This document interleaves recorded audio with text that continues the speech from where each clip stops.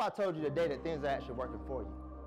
The crazy thing about a slingshot, it's actually got to go back far distance in order for it to be propelled forward. The reality is that the situation that we go through, it ain't pulling us back, it's actually preparing us to be able to be launched forward. So man, my mama went in my life.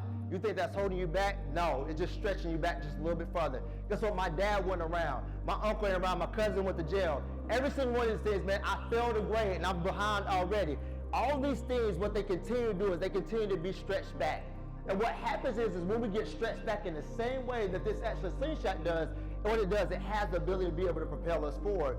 And so what you view at times is something that's worked up against you, what you'll know is every single one of those things stacked up together actually has the ability to be able to propel you further. Because when you come back and say, hey man, I actually failed twice, you know what I'm saying? I failed in elementary school, I failed in middle school, but then I came back and somebody said, man, if he can do it, then what am I able to do? When you say that, hey, my mom wasn't in my life, or whatever case, my dad wasn't in my life, man, if she can do that, then what can I do? People start rallying around you because what? You overcame the odds, you beat the odds, everything was stacked up against you, and when somebody sees somebody like little old you and little old me from a little old town called Sulledge, Alabama, be able to defeat the odds and be able to do that, you realize you actually got more people that's for you than actually against you. It's propelling you forward, it ain't holding you back.